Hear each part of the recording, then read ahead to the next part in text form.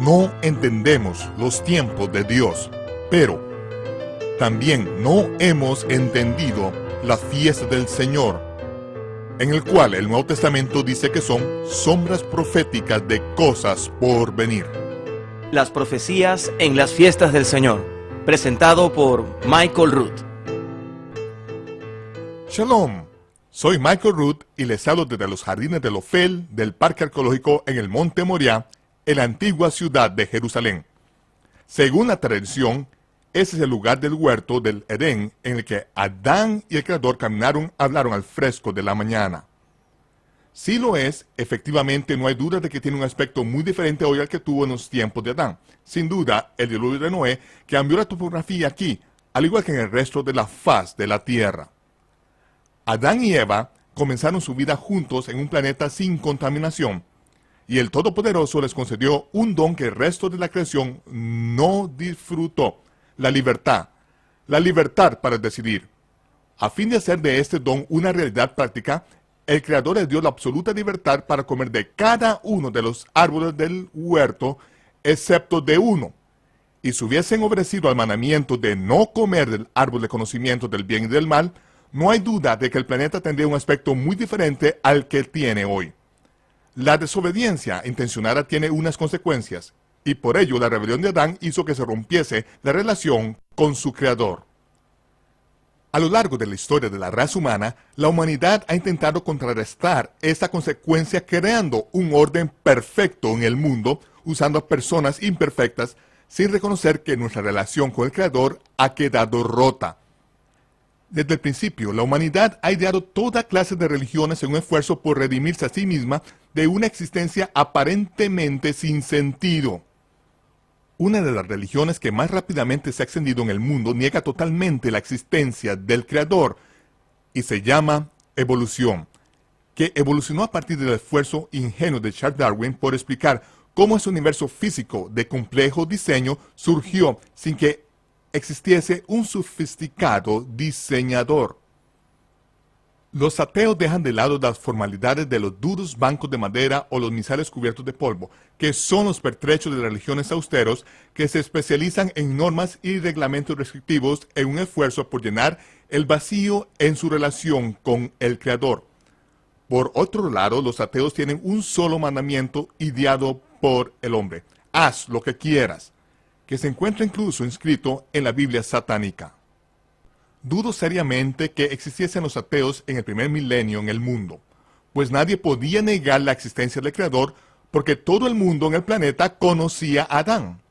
A pesar de lo cual, los descendientes de Adán crearon sus propios sistemas religiosos e hicieron lo que era recto en sus propios ojos, siguiendo por el sendero cada vez más ancho de la perversión dominado por la codicia.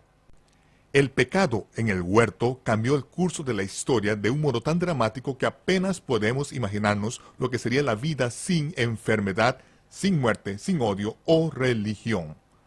Pero antes de la transgresión de Adán y Eva, el Creador tenía ya su plan para redimir a su pueblo de las consecuencias de su desobediencia. Y su plan solo requería la fe en su provisión. Él sería quien hiciese el sacrificio y requeriría la obediencia y el sacrificio de un segundo Adán, uno que habría de nacer sin que la contaminación del pecado corriese por sus venas.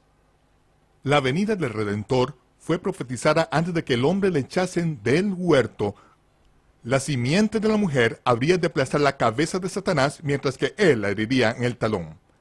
Esa semilla redentora de la mujer fue profetizada en el nacimiento milagroso de Isaac, que fue concebido por Sara, la mujer de Abraham, mucho después de que la cerrase la matriz a causa de su avanzada edad. Este Redentor fue profetizado cuando el Todopoderoso le mandó a Abraham ofrecer a este hijo milagro en el Monte Moriah. Este Redentor fue profetizado al hacer Isaac la pregunta: Padre, tengo la leña del sacrificio sobre mis hombros, pero ¿dónde está el cordero? Y cuando Abraham le contestó: Dios se proveerá a sí mismo un cordero. Este Redentor fue profetizado cuando Abraham ató a su amado hijo a la leña del sacrificio, colocándole sobre un altar de piedra y al disponerse a poner fin a su vida. Y cuando el cordero de 1 año de edad, con su cabeza enredada en una corona de espinos, fue provisto por el Todopoderoso como un sustituto por el Hijo de Abraham. Años después, este Redentor fue nuevamente profetizado en el Cordero de la Pascua, siendo la sangre del sacrificio el precio por la vida de los descendientes de Abraham, esclavos en Egipto. Así como en el monte Moriah, en el ensayo anual de la liberación de la esclavitud del pueblo de Israel, durante la fiesta de los panes sin levadura, los Bekurim, la ofrenda de los primeros frutos, y la fiesta de Shavuot o Pentecostés. Este Redentor fue profetizado en cada detalle de las fiestas del Señor, que se le mandó a la nación de Israel celebrar para siempre. Estas fiestas son imágenes en forma de sombra de las buenas cosas por venir, acerca de las cuales habla el Brit Hadashah o el Nuevo Testamento. Únese a nosotros en los estudios de televisión de Lester Summerall, donde grabamos esta presentación multimedia sobre las profecías de las fiestas del Señor ante los estudiantes de profecía bíblica reunidos por el Club de la Profecía. Si usted nos ha venido siguiendo desde el principio de esta serie de 26 partes, ya ha completado ustedes Profecía Bíblica 101, que tiene que ver con el cumplimiento de las fiestas de la primavera del Señor. Y ahora nos disponemos a examinar el cumplimiento futuro de las fiestas del otoño del Señor. Esto es Profecía Bíblica 201. Ve ahora el episodio número 14 de la serie de 26 partes sobre las profecías de las fiestas del Señor. Ciertamente hemos heredado mentiras. Las Escrituras dicen que no debemos ser ignorantes sobre los tiempos y las estaciones que Dios ha hecho posible que entendamos. Como dice el apóstol Pablo, o como me refiero afectuosamente a él, el rabino Saúl dice, acerca de los tiempos y estaciones no tenéis necesidad, hermanos, de que yo os escriba. En la época en que escribió eso, todo el mundo entendía y cumplía con la manera de calcular Dios el tiempo, que estaba claramente resumido en las escrituras hebreas. Pero ahora nos encontramos casi 2000 años después que hemos descuidado la manera de calcular Dios el tiempo y hemos adoptado una manera pagana de calcularlo, en la que cada día de la semana recibe el nombre de un dios pagano diferente y cada mes del año ha recibido nombres de diferentes ángeles caídos. A pesar de lo cual, la manera de calcular Dios el tiempo, claramente explicada en el libro de Génesis, sigue vigente hasta hoy. Podemos volver a la manera de entender y de calcular de Dios el tiempo a fin de que no seamos ignorantes acerca de sus tiempos o las estaciones. La palabra estaciones por todas las escrituras hebreas es la palabra Moedim. Moedim se refiere a las fiestas del Señor, que el Nuevo Testamento dice que son imágenes de la sombra profética de las cosas por venir. De modo que tenemos en la palabra de Dios los tiempos y las estaciones de Dios, sus Moedim, sus fiestas, que son las imágenes de las sombras proféticas, mediante las cuales Dios habló sobre el fin desde el principio mismo. Cuando nos reunimos para las fiestas de la primavera del Señor, a la que me refiero como Profecía Bíblica 101, descubrimos que cada una de las fiestas de la primavera del Señor son imágenes de las sombras de las cosas por venir, siendo la esperanza del momento que el Mesías vendría como el siervo sufriente y realizaría el sacrificio de la expiación por los pecados de la humanidad. Vemos que Levítico 23, a partir del versículo 1 en adelante, detalla las fiestas del Señor, explicando que cada una de las fiestas del Señor es una convocación santa. La palabra convocación es mikra en hebreo, y la palabra mikra significa ensayo. A lo largo de la historia, todo Israel consideraba cada una de las fiestas del Señor como un ensayo de algo bueno que sucedió en el pasado. Pero una vez que se cumplieron las fiestas de primavera, se podría decir que cada una de estas fiestas era a su vez imágenes de las sombras de buenas cosas que sucederían en el futuro. El motivo por el cual Israel no podía entender que eran sombras de las cosas futuras es que Israel hubiese entendido, Satanás hubiese conocido el plan de Dios, que el Mesías vendría como el siervo sufriente y sería literalmente el cumplimiento de la fiesta de Pesach o Pascua, en la que derramaría su sangre en expiación por el pecado. Pablo dijo que si Satanás hubiese conocido el plan de Dios, no hubiese crucificado jamás al Señor de la gloria. De modo que vemos que los evangelios han dejado constancia de la fiesta de la primavera, detallando cómo el Mesías vino la primera vez como el siervo sufriente, pagando el precio como sacrificio de expiación por los pecados de la humanidad, y el evangelio de Juan habla detalladamente de estas cosas. Este evangelio de Juan de Yohanan, Juan, el primer seguidor judío del primer siglo del Mesías judío, dijo: no he escrito todo lo que podría o debería escribirse, pues el mundo no podría ni siquiera contener de las cosas que deberían escribirse acerca de Jesús de Nazaret. Pero dijo: he escrito estas cosas para que sepáis que Yahshua de Nazaret es el Mesías, el Hijo unigénito de Dios, y para que creyendo podáis tener vida en su nombre. ¿De qué modo muestra Yohanan cómo puede Jesús de Nazaret ser el Mesías? ¿Qué es lo que prueba que Él es el Mesías? Mostrándonos cómo Yahshua cumple todas las fiestas de la primavera del Señor, hasta el día, la hora y el momento mismos. De la misma manera que cada una de las fiestas tiene un origen, tiene un cumplimiento intermedio y un cumplimiento final. Al final de la vida de Juan, recibió revelación mientras estaba en la isla de Patmos. Esta revelación le fue dada a Yahshua para que él le mostrase a Juan de qué modo el Mesías cumpliría todas las fiestas del otoño del Señor. El Evangelio de Apocalipsis, las buenas nuevas de la revelación, son que las fiestas del otoño del Señor se cumplirán de la misma manera que se cumplieron las fiestas de la primavera, hasta el día, la hora y el momento exactos en cada detalle, según había venido enseñando durante miles de años el pueblo de Israel. A pesar de lo cual, el mundo gentil, especialmente en la cultura norteamericana, nos hemos encontrado con que hemos dejado de lado la fiesta del Señor, nos hemos criado haciendo caso omiso de la fiesta del Señor, las imágenes de las sombras proféticas, y en lugar de eso hemos heredado de nuestros antepasados fiestas paganas con nuevos nombres. Algunas de ellas ni siquiera les han cambiado el nombre, como puede ser la fiesta conocida como Easter, la diosa de la fertilidad que descendió del cielo un huevo gigantesco, yendo a caer sobre el río Éufrates y se convirtió en un pájaro, en un conejo que pone huevos. Hallamos paganismo en muchas de las cosas que hemos heredado de nuestros antepasados en estos últimos días. Dios dijo que cuando Israel regresase a su propia tierra en los últimos tiempos, los gentiles vendrían a Israel y clamarían arrepentidos diciendo: hemos heredado mentiras, nuestros antepasados nos han transmitido mentiras y hemos heredado cosas que no aprovechan. Nuestros antepasados nos han dado dioses que no proceden ni mucho menos de Dios. Los gentiles clamarán arrepentidos. Y eso es todo lo que podemos hacer. Cuando tu madre, cuando tienes 3 años de edad, te dice que Santa Claus te trae regalos de Navidad por la mañana, tú no estás en situación de discutirlo.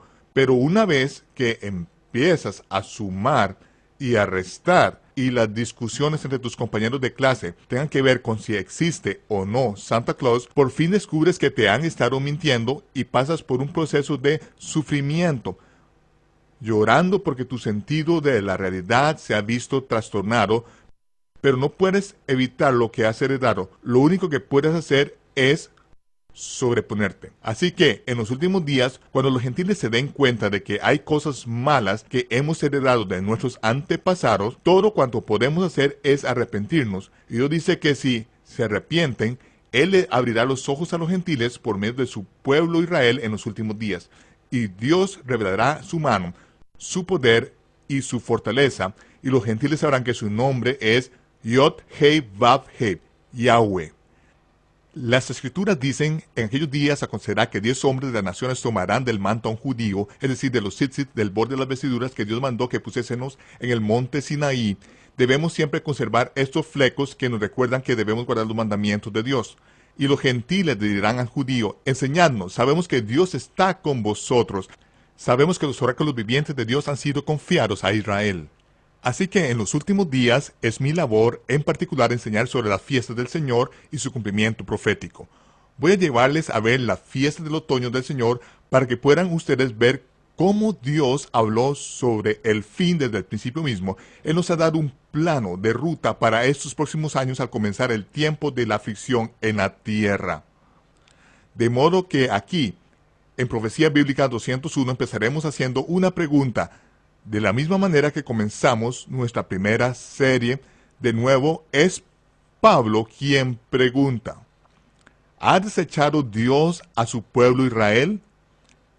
¿Les ha dejado de lado? ¿Ha terminado Dios con ellos? ¿Ha reemplazado a los gentiles a Israel? ¿Ha reemplazado la iglesia a Israel? ¿Ha terminado Dios? ¿Está harto de Israel y de los judíos?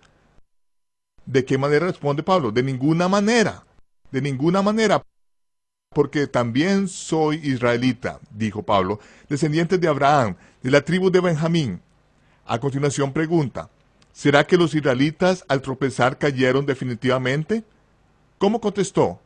De ninguna manera. Al contrario, debido a su transgresión, vino la salvación a los gentiles, a fin de provocar a Israel a celos. Eso es lo que se suponía, que debía de pasar a extenderse la salvación a los gentiles, y que estos se convirtiesen en seguidores del Mesías judío. Los gentiles debían de ser injertados en el Mesías que dijo, yo soy la vid, vosotros los pámpanos, el que permanece en mí y yo en él, este lleva mucho fruto. Esto era para provocar a celos a Israel. Los gentiles no debían de emprender cruzadas y matar a millones de judíos por matar a Cristo. Esa era la lógica de Hitler. Pero vemos muy claramente en las escrituras del Nuevo Testamento que Jesús, Yahshua, no vino la primera vez para ser proclamado como el Mesías y para vivir feliz el resto de su vida. El plan fue desde el principio mismo que vendría como el siervo sufriente, que sería el Cordero Pascual, cuya sangre sería derramada para que todo aquel que en él crea no se pierda, sino que tenga vida eterna. Porque sin el derramamiento de sangre no hay remisión de pecados. Ese fue el plan de Dios desde el principio. El Mesías debía morir desde la fundación del mundo, formaba para su plan. Y vemos que cuando Pedro habló en el monte del templo después del día de Shavuot, después de Pentecostés, dijo, aquellos hermanos judíos se compungieron de corazón y clamaron y dijeron, hermanos, ¿qué haremos? ¿Qué haremos? Sabemos que hemos crucificado al santo y al justo. Hemos matado al Mesías. Y Pedro dijo, sé que por ignorancia lo habéis hecho, como también vuestros hermanos y gobernantes.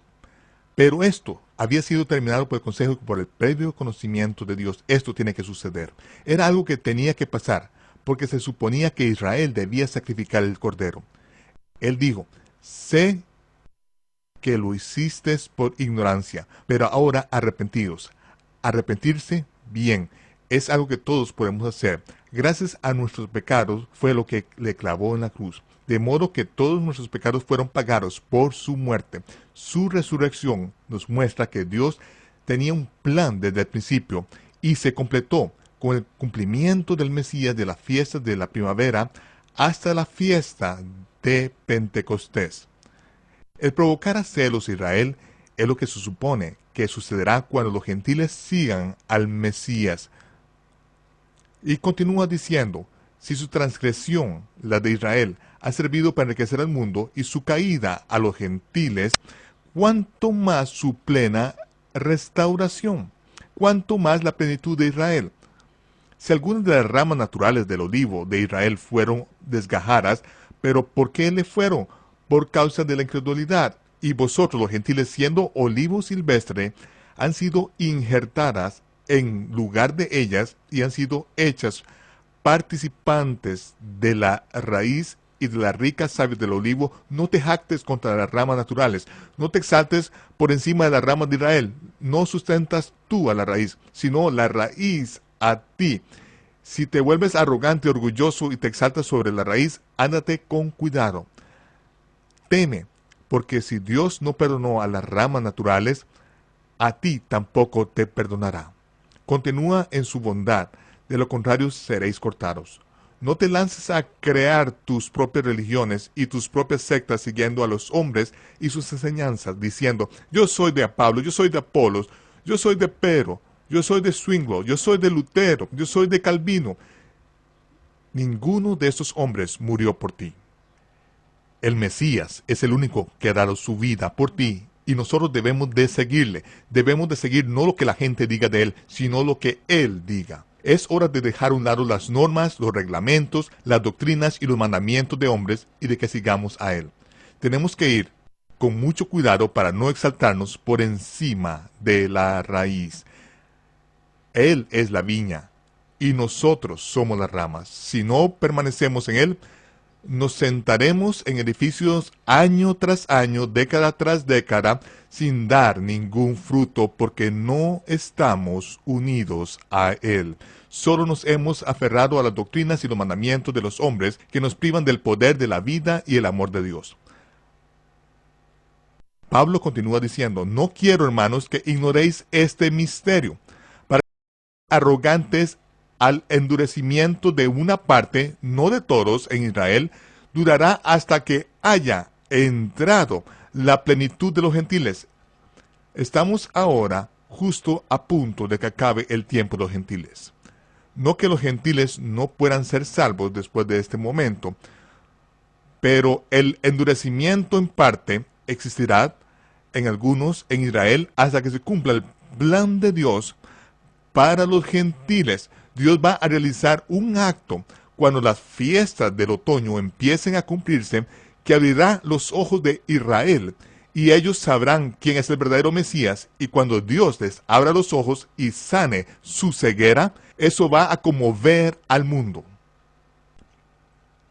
Israel es la amada del Padre, porque los dones y el llamamiento de Dios son irrevocables. ¿Por qué no leemos ese versículo en su contexto para variar? Israel es la amada del Padre, y los dones y el llamamiento de Dios son irrevocables. De modo que digo que, si la caída de Israel ha servido para enriquecer al mundo para los gentiles, cuánto más las riquezas de los gentiles se manifestarán cuando llegue el tiempo de la plenitud de Israel. Estamos a punto de ver cosas en los cielos y en la tierra temblar. La sangre del Mesías ungió el lugar santísimo, el arca del pacto, el altar más santo en la tierra, el trono de oro de Dios sobre la tierra, y Él, el Mesías, confirmará el nuevo pacto que fue establecido en su sangre con su pueblo por una semana. Solo el sumo sacerdote puede acercarse al altar de oro una vez al año, y en Yom Kippur, el día de la expiación. Pero hemos visto que la sangre del Mesías fue derramada sobre el arca del pacto no en el día de la expiación, sino en la Pascua. ¿Por qué en la Pascua? Porque la Pascua es la imagen de la redención personal, que es el momento en que nuestra deuda quedó saldada. Pero Yom Kippur es la imagen de la redención nacional de Israel. Es el día que se ha destinado a revelar el arca del pacto. Dicha arca no será revelada hasta que comience el séptimo o Shabbat del milenio. Tras una guerra que hará temblar la tierra, Dios luchará por Israel. Él será santificado en los ojos de todas las naciones y hará que los ejércitos de Gog y Magog queden consumidos por el fuego sobre los montes de Israel. Dios pondrá de manifiesto su brazo poderoso en Yom Kippur, el día de la expiación nacional por Israel, que es el día destinado al testimonio que puso Dios en la tierra de su Hijo.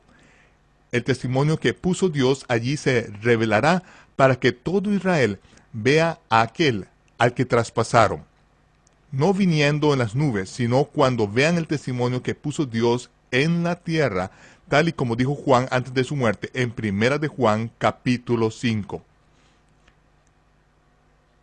Hemos recibido el testimonio de los hombres, y 3 son los que dan testimonio en la tierra. 3 dan testimonios en la tierra: el Espíritu, el agua y la sangre. Y los 3 concuerdan. Si recibimos el testimonio de los hombres, mayor es el testimonio de Dios, porque ese es el testimonio con que Dios ha testificado acerca de su Hijo. Este testimonio se manifestará el día que ha sido destinado proféticamente para ello, para su revelación. Al examinar las fiestas de otoño, empezaremos a entender estas cosas con detalle. Entonces, reconocerás el día que ha sido destinado a revelar el arca del pacto, el pacto que fue establecido mediante la sangre del Mesías. Este nuevo pacto será confirmado por el pueblo de Dios, y con eso comenzará los últimos Shavuot. Michael Root regresará en tan solo unos momentos. Hoy nos hallamos en el periodo de tiempo entre el cumplimiento de la fiesta de la primavera del Señor y el cumplimiento de la fiesta de otoño. Este es el periodo de tiempo destinado a que los gentiles entren al reino mediante la obediencia del Mesías, sea cual sea su linaje. Este mismo periodo de tiempo fue profetizado en el capítulo 23 de Levítico y manifestado en el libro de Ruth. Yahshua certificó esta imagen profética cuando se identificó abiertamente como el Mesías y permaneció con los gentiles samaritanos durante 2 días. El tiempo de los gentiles se inició con el cumplimiento de las fiestas de Shavuot, al abrirse las puertas de par en par a las naciones, tan solo 50 días después de la resurrección de Yahshua. El tiempo de los gentiles tocará gradualmente y de manera dinámica a su fin al comenzar su cumplimiento las fiestas del otoño. El endurecimiento en parte que le sobrevino a Israel se repetirá de la misma manera que fue impuesto, por la mano amorosa y omnisciente del Todopoderoso, que tiene un plan que va mucho más allá de lo que podríamos imaginarnos. En el mundo gentil occidental nos hemos creado con una ignorancia total de las fiestas del Señor y hemos adoptado en su lugar las fiestas de la adoración al dios pagano del sol. Todas las fiestas paganas son imágenes de la sombra de los ritos de fertilidad babilónicos y los rituales de sacrificios de niños. Por otro lado, las fiestas del Señor son hermosos ensayos de lo que Dios de Abraham ha hecho en el pasado para redimir a su pueblo y de lo que hará en el futuro cuando el Mesías tome control de la tierra y reine sobre la cima del monte en Jerusalén.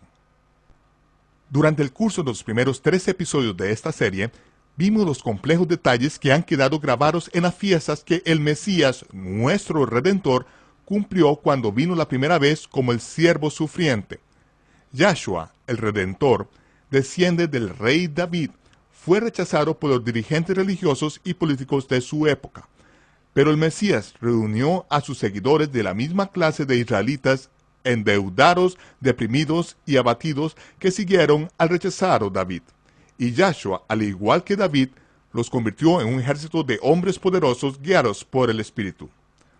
Te invitamos a que te unas a nosotros la próxima vez para el episodio número 15 de una serie de 26 partes sobre las profecías en las fiestas del Señor. El primer mandamiento del Mesías es: no penséis. Este es Michael Root desde Jerusalén, deseándoles Shalom, paz, y les veré cuando se disipe el humo.